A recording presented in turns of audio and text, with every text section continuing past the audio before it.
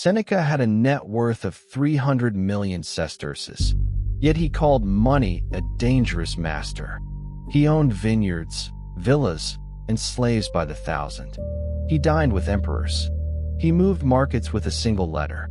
And yet every morning, he sat alone in a bare room and practiced being poor. His enemies mocked him. They called him a hypocrite, a man who preaches simplicity while sailing a gilded yacht, a man who writes about the chains of wealth while counting his gold. But what if they completely missed the point? What if Seneca knew something about money that almost no one understands, even today?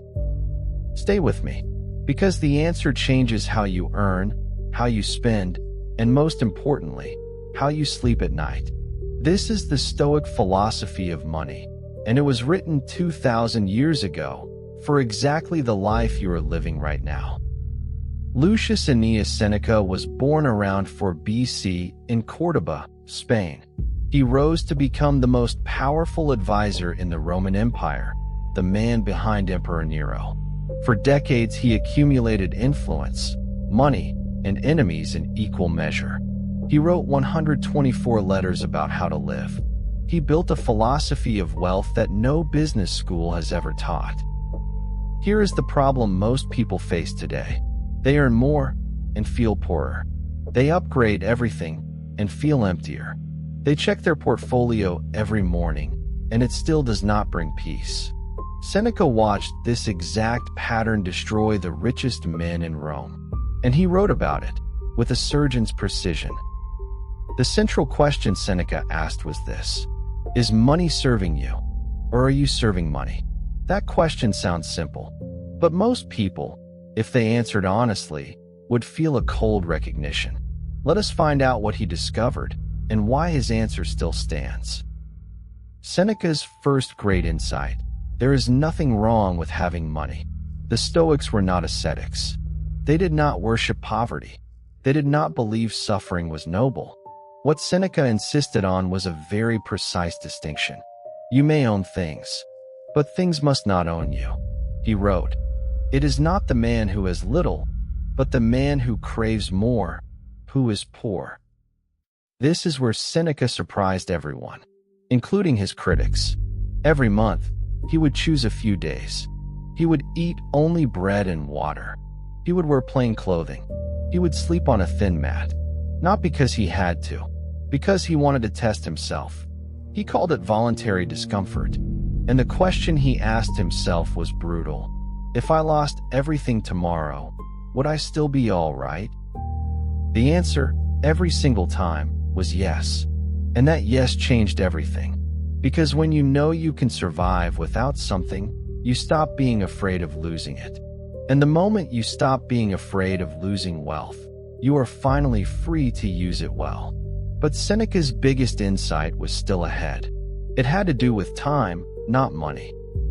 Seneca wrote, "It is not that we have a short time to live, but that we waste a great deal of it." He believed money was the second currency. Time was the first. He watched wealthy Romans pour decades into accumulating things they never had time to enjoy.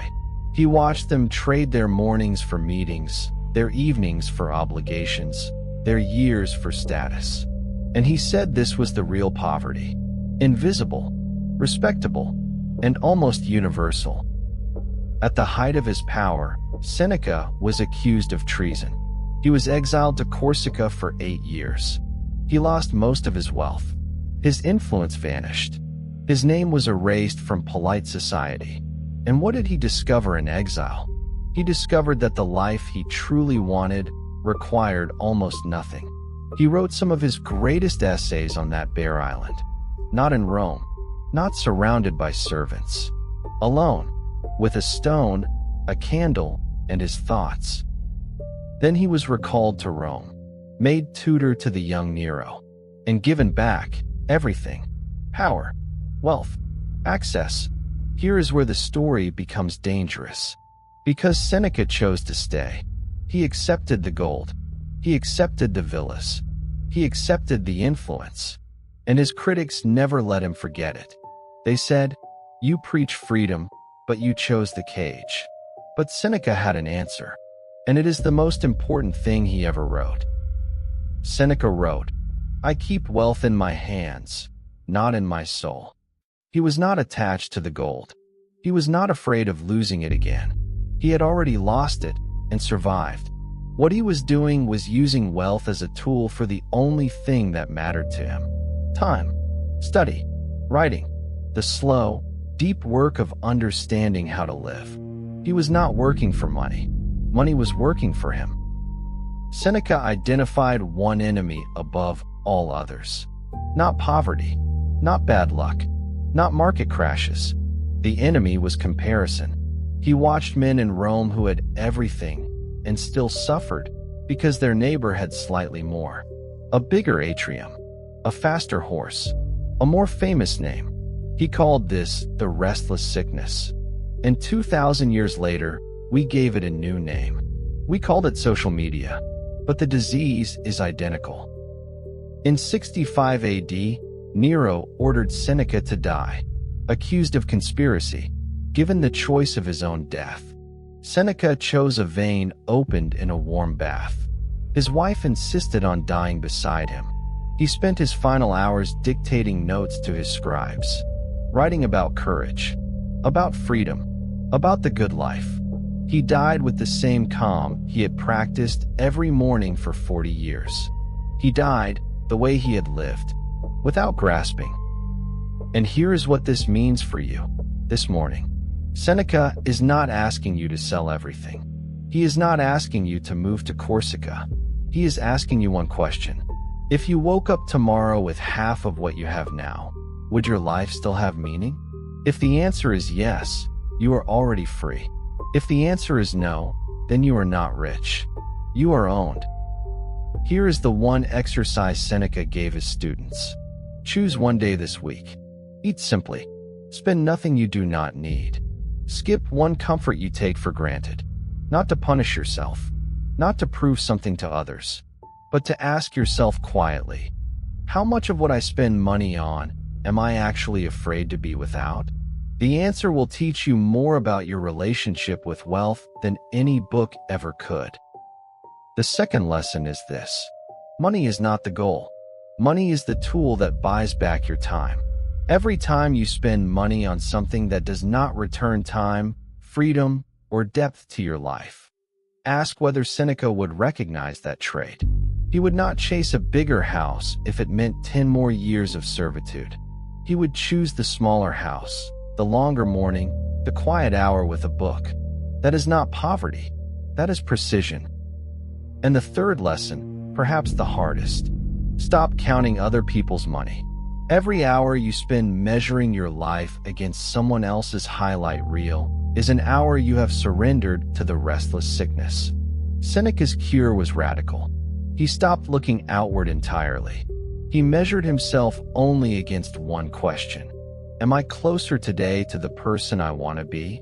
That is the only number that matters. So here's what Seneca left us. 3 principles. First, own things. Do not let them own you. Second, money buys time, and time is the only currency that cannot be refilled. Third, the restless sickness is cured not by earning more, but by wanting less of the wrong things. These are not ideas from 65 AD. These are instructions for this Tuesday morning, for this bank account, for this life. Remember that man who sat alone in a bare room, practicing being poor, while owning 300 million sesterces. He was not a hypocrite. He was training for the only test that matters, the test of what you become when everything is taken away. His enemies came for him in the end. They took his wealth, his position, his life, but they could not take what he had built inside. And if you build that too, nothing can take it from you either. If this way of thinking resonates, subscribe. There is more where this came from.